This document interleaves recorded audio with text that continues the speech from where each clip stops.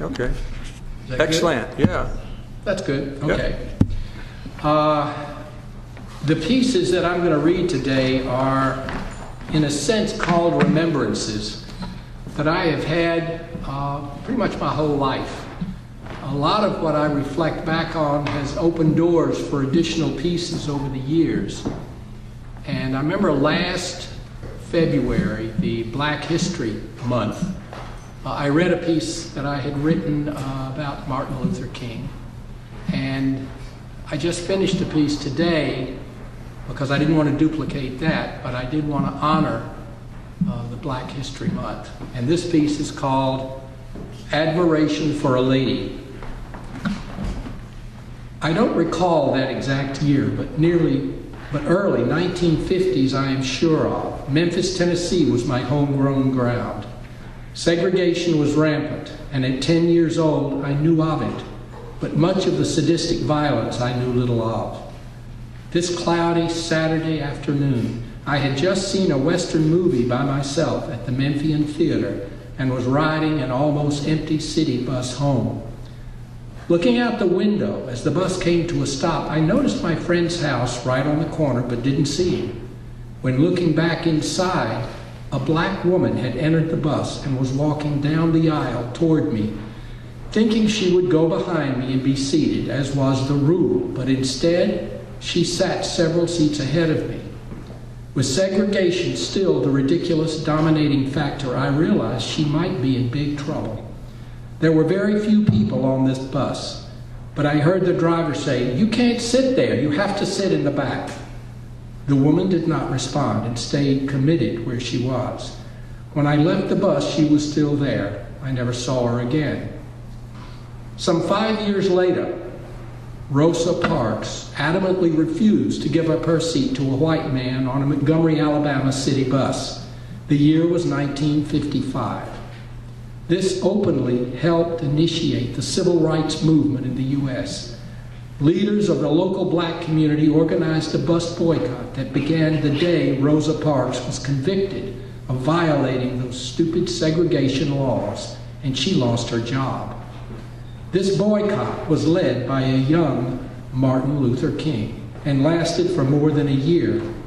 This only ended when our U.S. Supreme Court justice system ruled that bus segregation was unconstitutional. Why did they not rule all segregation unconstitutional? The lady that stood her ground on my bus had a diligent commitment, and to this day I still think of her dedicated righteousness. She is still an inspiration. Standing up for our thoughtful rights in a nonviolent manner should not be breaking a questioned law of any time or place, but should be recognized as a true democratic obligation for our country.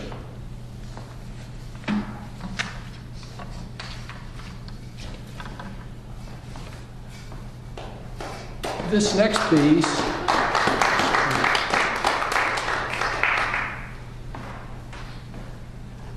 piece was done when I was studying painting up in Provincetown, and it's entitled Provincetown.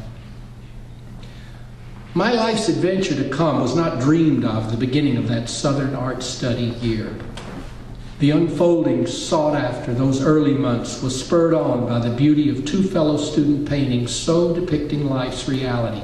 The light, color, and structure accomplished in those first seen works riveted my attention, and I couldn't let it go.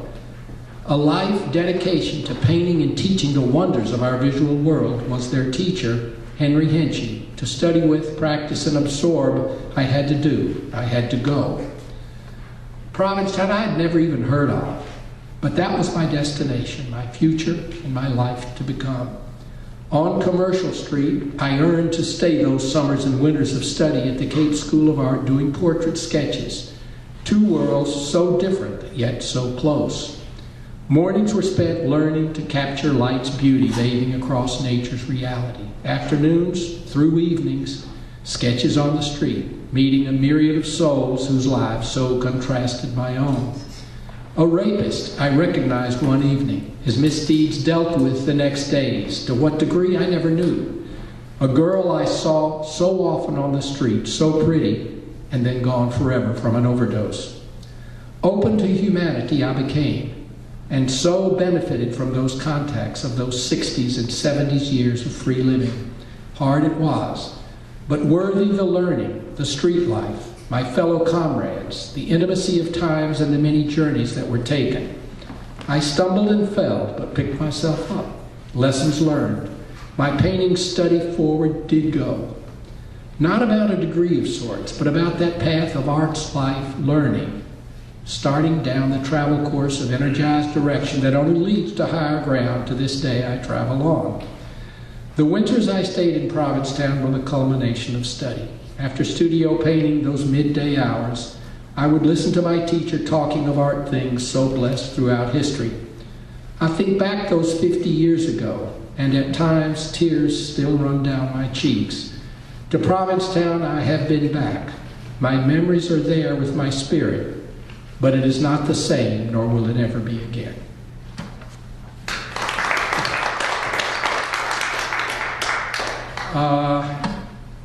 This piece is entitled Reality of Growth. Historic fascination of life and unfortunate death dwells deeply here. Early years of my residence, I remember to this day the snake man across the street wearing the smooth-skinned, squirming python around his shoulders. Children of our street giggled, they did, reaching up hesitatingly to touch, seeing this real fantasy of life so alive, its tongue motioning as if to speak.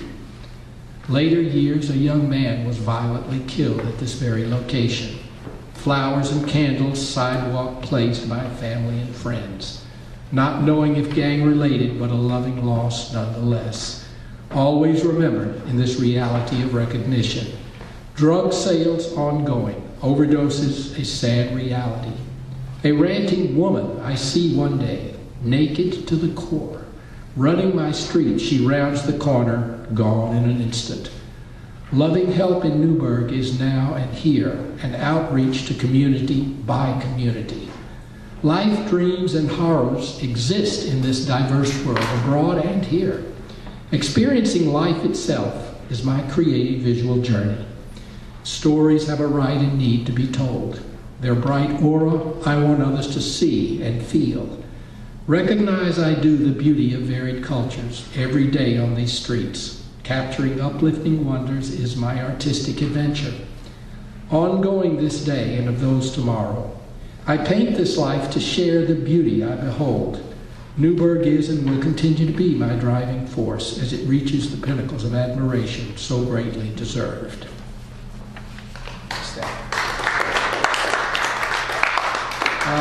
This last piece is kind of the one that started this whole process, and it's just entitled Remembrances.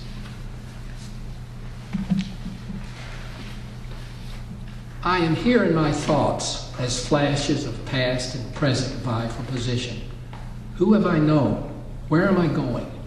I paint the real world, the pieces of me that give direction to explore and to understand. Given by the sum of my existence, those I have learned from to do are still with me. The ongoing vision I follow. But where have I been? Thinking back of early childhood, few images remain, but one as if it was only a month ago. I am looking into a misty recess of a cellar window. There is no bottom, a disquieting nothingness that pulls me to fall into and through this earth, not knowing where on the other side I will burst forth. The temptation to know is shy of the fear of the unknown. To this day I wonder of my hesitation. A flute I played as a small boy this bright summer hot morning. Barefoot, with the tickle of grass between my toes, I went, sat atop the center post of our front fence, and felt the isolation of myself as I began playing. The sheep and cows so big wandered to my flute, and before me stood as fear crept inside, and I played on. Those long minutes seemed never ending, and on I played and played on. My mother's call came walking from the front door, and I was saved for another day, another time, to play some more. Connie Pearl Jones, thinking of school days early on, brings back to focus this tragedy of so many years ago. I was not at the lake this 1955 day when it happened, but felt the causing storm as did our classmates at home or wherever. We were rained upon as the thunder rolled, lightning striking down, its hits far between, but on target nonetheless. She made to shore from the center of the lake, leaving boat behind, running for shelter, passing under that target tree as lightning struck, and she was gone in an instant. Carrying her casket corner after services of grief and praise, I could not let go of remembering the awkward energy of her humorous basketball dribbles and bigness of heart. Not forgotten these 57 years, Connie Pearl Jones. Looking out my window one lazy, hazy morning, the two are moving in slow motion, or so it seems, shoulders touching every now and then, always together, seemingly unaware, but I know different. Down the still field that has a shimmer to its grassy surface, I see a butterfly easing through the air not far above, its wings lazy, as if tired or even asleep. I don't wonder for long. They come alive into the motions of ballet dancers, pirouetting into the air. The butterfly darts and drifts upward, the three doing the dance of life, so pure, and then back to earth. And my cats continue their slow motion move. I come upon the wreck. Minutes ago we were talking, joking of those earlier things. My friend left before, I later, thinking of catching up and having good times. Around the turn, I see upside-down headlights, burning bright, broken windows, and hear Elvis on a radio that should be dead. Helpless, I feel, looking around and nothing under the car, I think. Running up and falling on knees, reaching out as air explodes my lungs, realizing there is nothing but Elvis drifting into warm night currents. Gone, he is nowhere. Where do I go? Minutes later, I find myself in his driveway, not knowing I am walking to the front door. Then through glass, my friend is there, his head in hands, but alive I did not think I would ever see again. My son is 3. A smiling face greets me as I come from the kitchen door, playing too spiritedly. I fall to the ground in jest and lay still, hearing in a moment from happiness and laughter to screams and tears.